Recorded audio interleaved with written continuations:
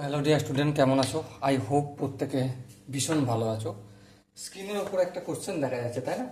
এই প্রশ্নটা আমরা মন দিয়ে পড়বো, বুঝবো, তারপর অঙ্কটা করবো। ওকে, চলো।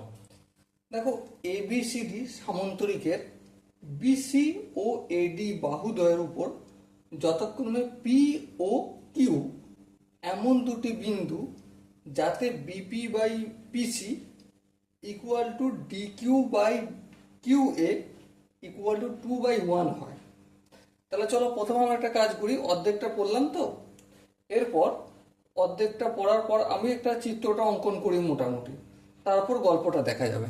ঠিক আছে, এই হচ্ছে আমার সামান্তরিক। ঠিক আছে, নাম দিয়ে দিই এ বি সি ডি।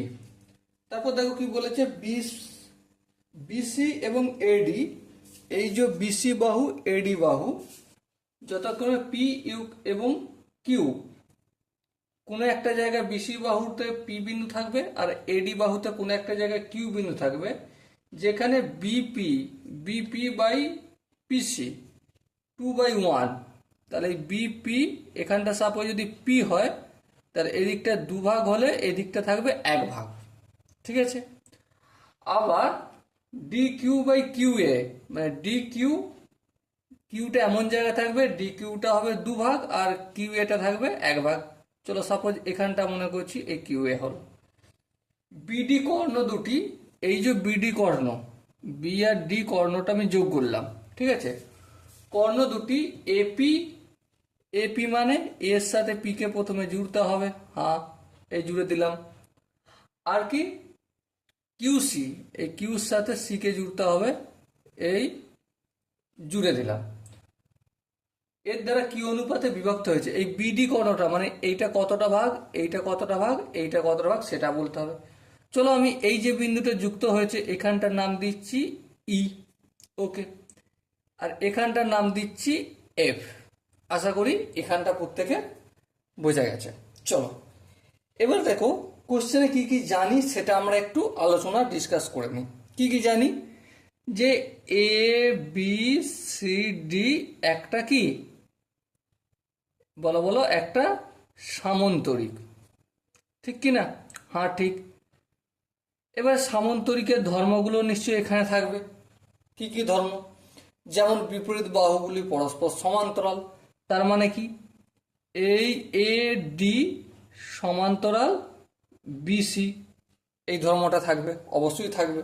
ওকে, আর আমরা কোশ্চেনে কি জানি, BP by CP equal to D Q by Q A equal to 2/1। মানে কি, মানে দেখো BP by CP equal to 2/1। হ্যাঁ, তার মানে সিপিটা যদি এদিকে যায় আর 2/1টা যদি এদিকে আসে কি হয়ে যাবে, 1/2 বিপি ইকুয়াল টু সিপি।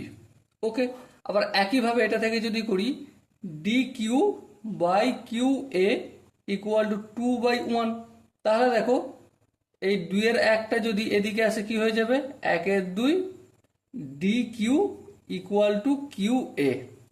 এখানটা তো নর্মাল ছিল, আই হোপ এখানটা প্রত্যেকে বোঝা গেছে। এখানটা নিয়ে আই হোপ কারো কোনো প্রবলেম হওয়ার কথা নয়।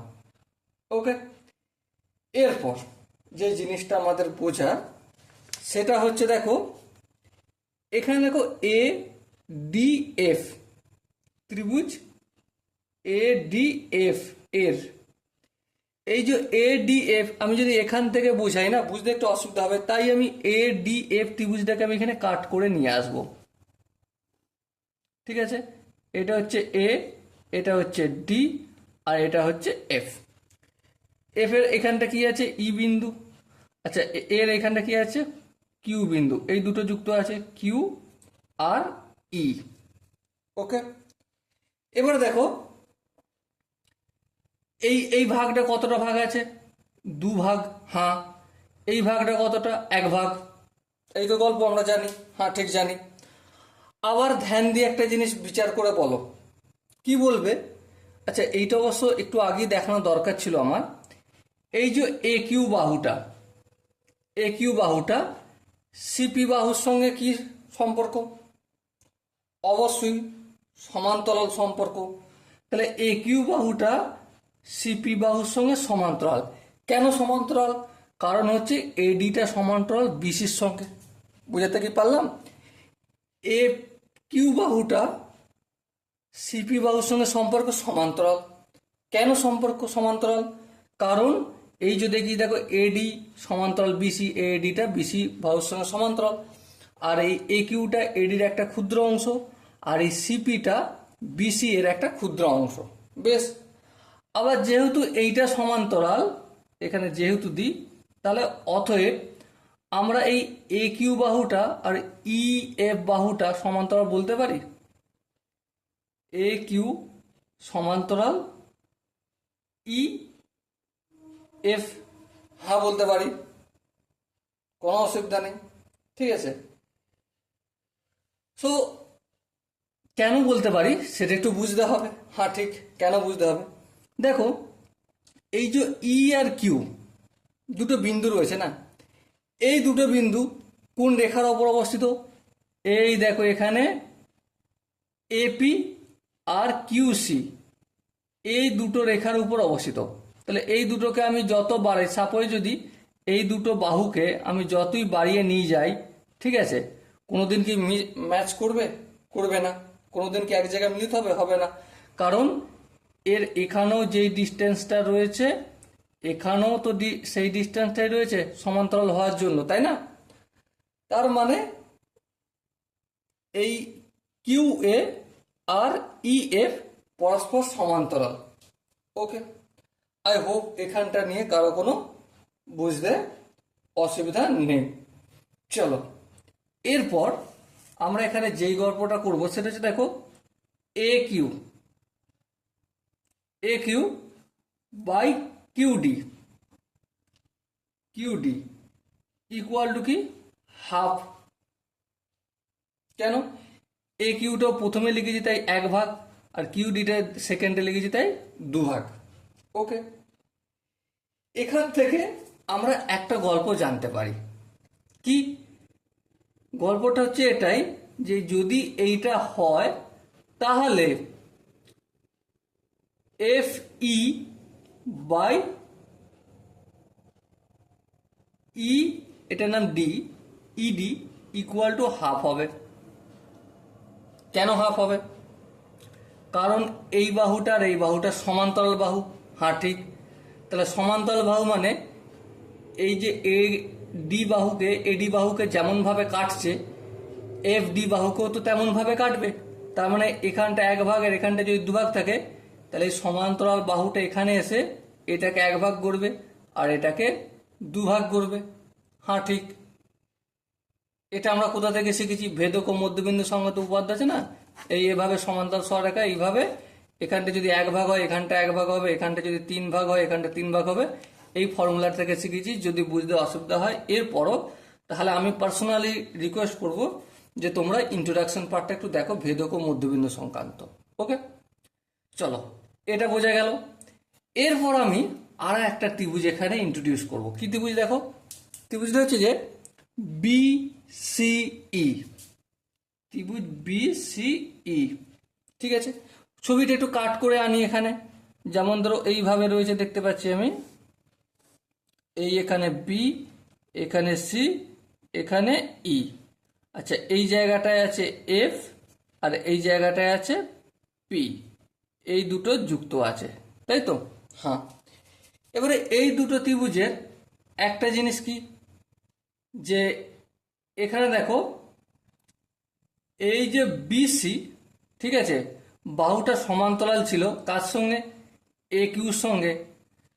তার মানে এটা একটু একবার লিখবো না? লেখার প্রয়োজন নেই, চলো লেখার প্রয়োজন নেই, না লেখা করেই করবো। এই পিসি বাহুটা, পিসি বাহুটা সমান্তরাল কার সঙ্গে? EF, EF. হ্যাঁ সমান্তরাল। কেন সমান্তরাল? কারণ হিসেবে লিখব যে যেহেতু বিসি সমান্তরাল, এই বিসি পুরো বাহুটা সমান্তরাল এডির সঙ্গে, তাই তো নাকি? মানে সাপোজ মনে করো এই যে আমাদের পিসি বাহুটা, এইটুকুনি বাহুটা সমান্তরাল হচ্ছে ইএফ এর সঙ্গে, মানে এখানের সঙ্গে ইকুয়াল আমরা সেম ডিস্টেন্স বলছি।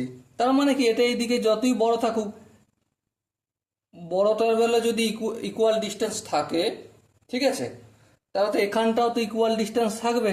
হ্যাঁ ঠিক।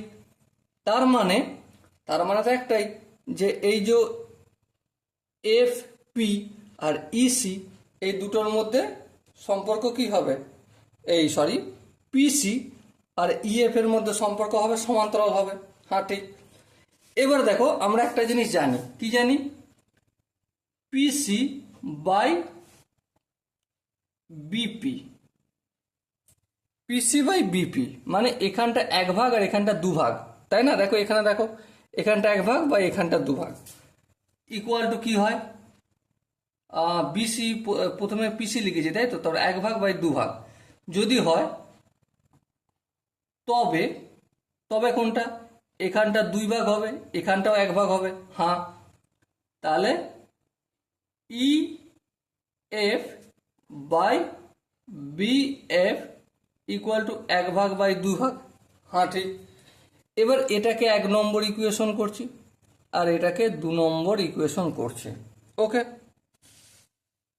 এবারে 1 নম্বর আর 2 নম্বর ইকুয়েশন থেকে কি পাচ্ছি দেখো, 1 নম্বর অ্যান্ড 2 নম্বর ইকুয়েশন থেকে পাই কি পাই, প্রথমে বি এফটা নেব, দেখো এখানে বি এফটা নেব। হ্যাঁ, বি এফ ইউজ টু, তারপর কি ই এফ, হ্যাঁ ই এফ, তারপর কি ডিই, হ্যাঁ ঠিক ডিই নেব। এবার দেখো বিএফ বলতে কোনটা, এই বিএফটা কত ভাগ আছে, 2 ভাগ আছে, লিখলাম। ইএফ বলতে কোনটা, এই যে ইএফ এখানেও 1 আর এখানেও 1, মানে 1 লিখবো। ডিই বা ইডি কত, 2 ভাগ, এই 2 ভাগ, তাহলে কোন সম্পর্কটা হলো 2:1:1। Okay, so dear student, I hope এই কোশ্চেনের প্রতিটা স্টেপ তোমাদের বোঝা গেছে। যদি কোনো জায়গায় বুঝতে অসুবিধা থাকে এরপরও, তাহলে কি করবে, কমেন্টে গিয়ে জানাবে। ওকে, সো ডিয়ার স্টুডেন্ট, দেখা হচ্ছে পরবর্তী সেশনে। ততক্ষণ পর্যন্ত ভালো থেকো, সুস্থ থেকো এবং জয় হিন্দ।